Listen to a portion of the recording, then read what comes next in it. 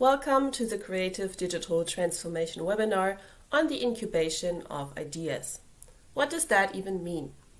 Basically, incubation means the process from the raw first idea to the implementation of the final product. Imagine yourself as the hen who sits on the egg until the chick hatches. Does the chick look like the egg? Not at all. However, it would not come to life without it. It's the same with ideas. The original idea might look different from the final product, but it is vital on the way there, and it's where it all starts. Let's not get into the chicken and the egg discussion now, but I hear you. In this webinar, we will show you some methods and strategies of how to come up with ideas, how to keep track of them, how to adapt them when necessary, and how to make them reality. As project managers here at Visama Bildungsgesellschaft in Germany, we constantly have to come up with ideas and the ways to implement them in many different contexts. So let's start asking around the office what some of the favorite strategies and methods are. So my ideas usually spring from the needs that I see around me. So whenever we have a course and we have a discussion and topics are coming up that we cannot cover this day, then this might be an exercise, or this might be a whole seminar itself, or maybe even a whole course for itself. So yeah, I feel like ideas can come in many shapes and sizes. Okay, so I have two go-to strategy when I'm faced with a task that I must tackle. The first is to search the web for similar situations and how they were handled. For example, if I have to write a report on a certain topic, I just search the web for information and see how the subject or how it was handled. And if I don't find this approach to be viable, I will talk to a couple of my colleagues or friends that I think have more knowledge on how to approach the issue. This will be usually 2 to 3 people, and this will be enough for me to understand how to get going. So I think you have to work a bit to actually so that the ideas come to you. And for me, it's a little bit like I feel like a monkey that's swinging from tree to tree. There's some piece of material that's interesting to me, and it is maybe concerned with the topic I'm working on. So I read it or I listen to it. Could be a podcast, could be a YouTube video.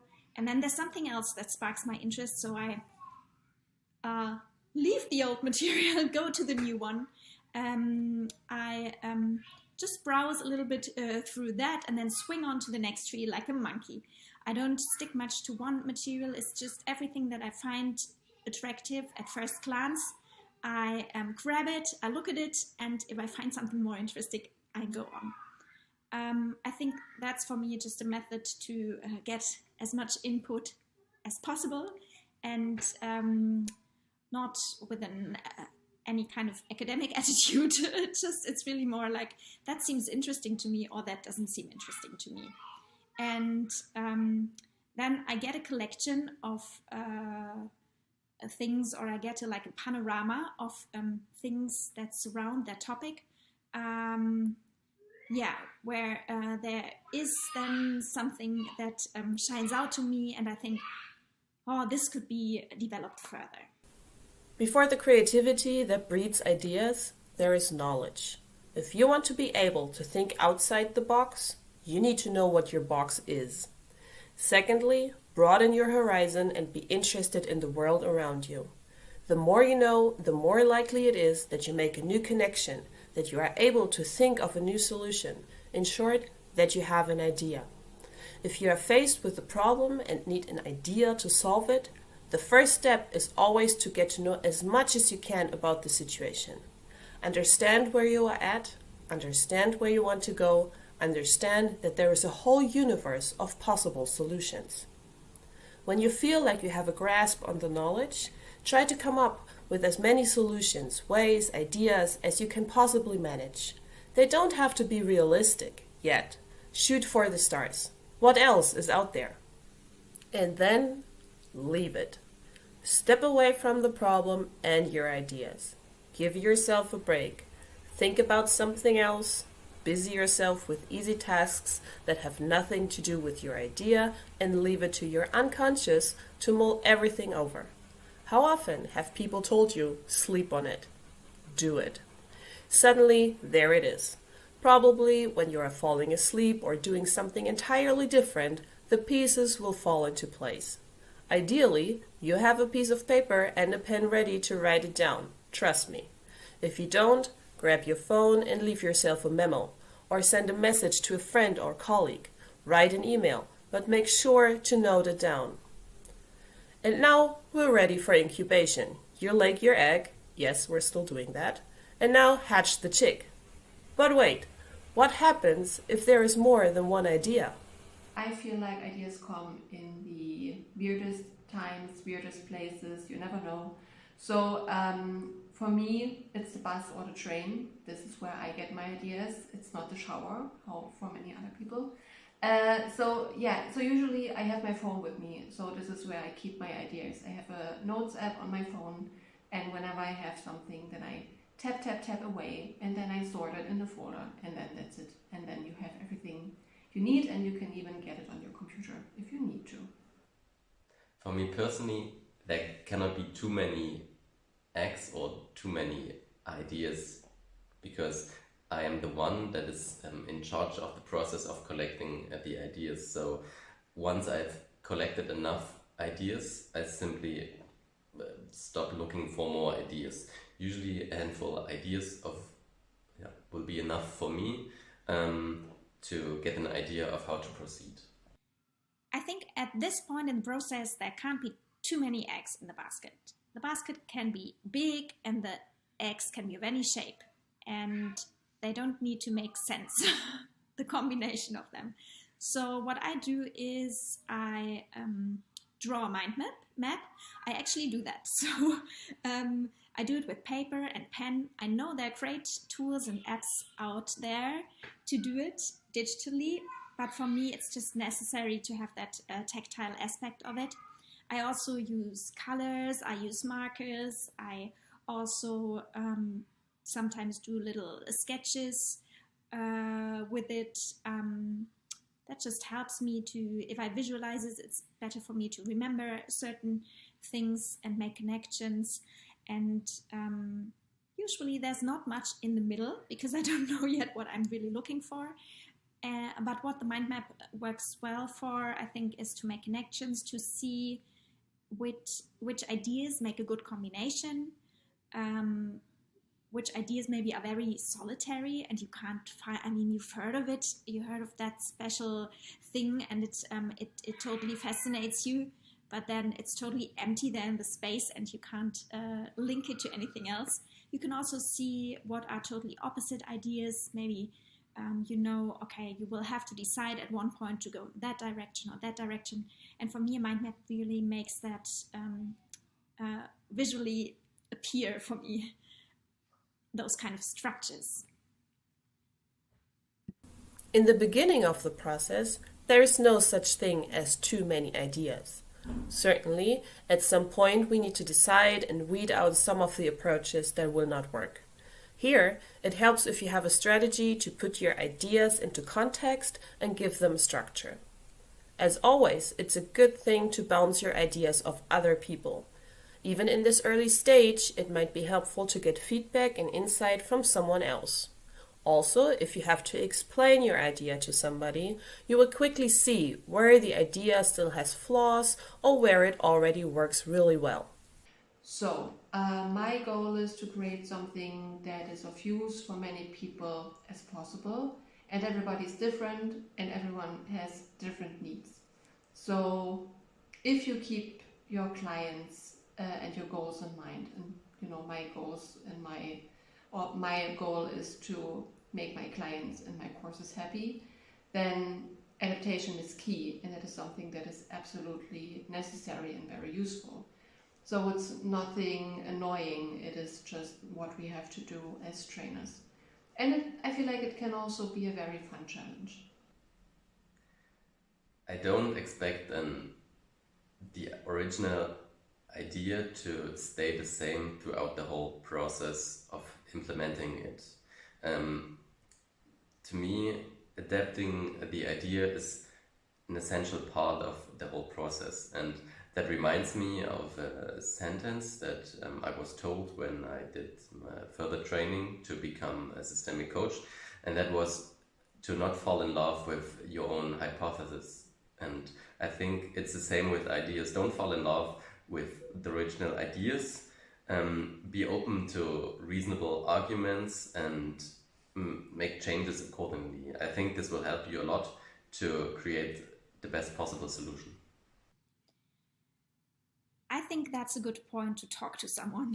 I think if you've been thinking about an idea too long for yourself, it sometimes morphs into something very unflexible. So it's good to have someone to bounce the idea off. And I think any way the other person reacts, it's going to be very helpful. When the person loves the idea, there's maybe new aspects of it that you didn't even think of. That's certainly going to help you incubate the idea. But also, if the person asks very critical questions, first of all, your idea might be really not useful.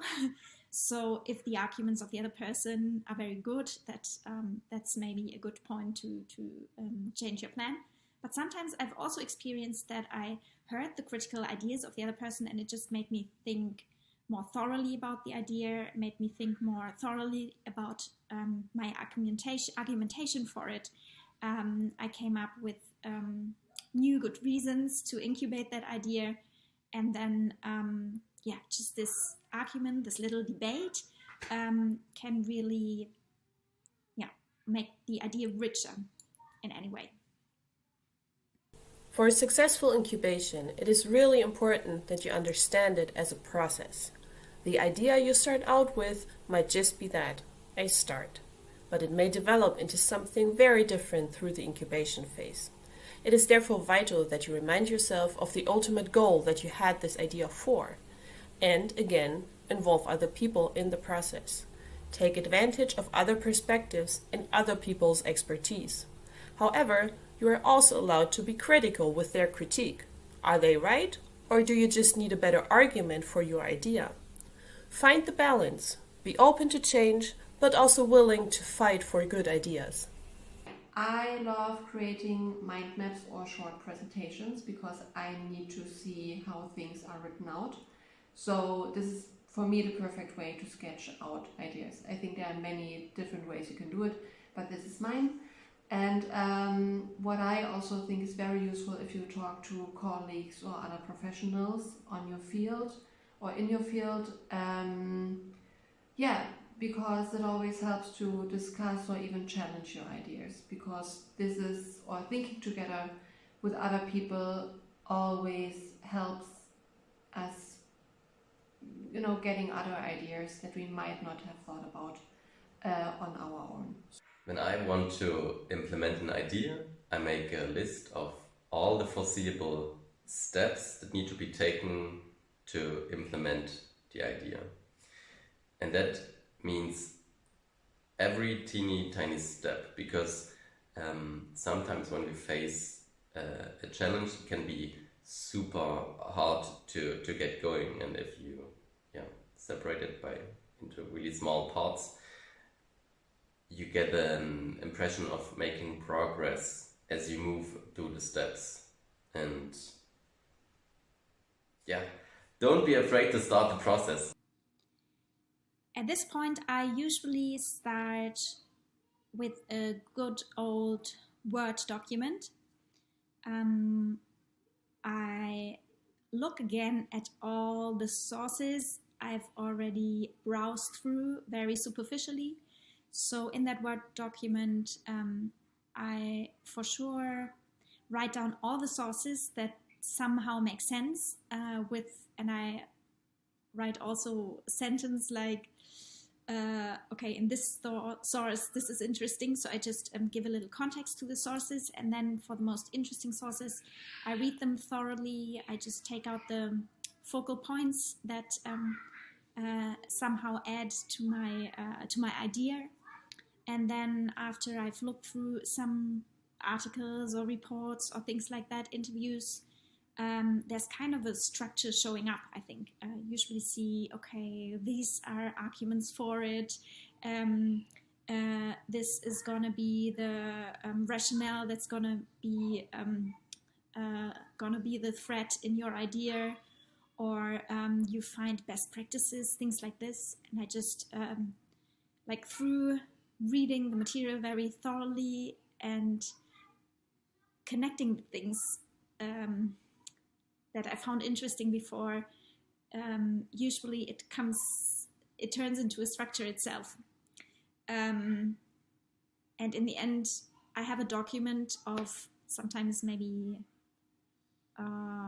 depends on the complexity, but it could be 10 pages, or sometimes it's longer, because I also I copy and paste some quotes that are interesting to me, so I find them quickly, things like that. Usually also, like, if you have to write maybe a proposal, an application proposal or something like that, it's easy for me to come back to that document and I find the threads quite quickly. For me, it's the collection of for the whole concept that I'm developing.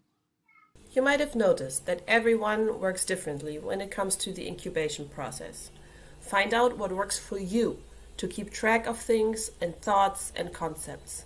That will make it easier to draw connections that are necessary to actually make your idea reality. And again, share your current status of the idea with people. Not only with people who are also involved in the problem you want to solve. Tell people outside of your box about your idea as well. They will have a new perspective and bring new knowledge into the game. But don't forget experts either. They will help you with more specific insight to shape your idea into something viable and stronger. Be open to feedback and critique. Yes, it might hurt sometimes, but those are growing pains. Think about the chick. However, we understand that this also requires a certain level of trust among you and the people you're talking to. So foster a collaborative environment at work. This incubation environment should have flat hierarchies and encourage the free exchange of ideas and information. Be willing to share your idea might inspire a whole new concept in connection with the idea of another colleague. Also, if you share your idea, it is more likely to be remembered. Thank you for watching. If you are looking for a specific and practical method for incubating your idea, watch the Creative Digital Transformation webinar by Matera Hub on the Creative Project Canva. Thank you for watching. If you are looking for a specific and practical method for incubating your idea, watch the Creative Digital Transformation webinar by Matera Hub on the Creative Project Canva.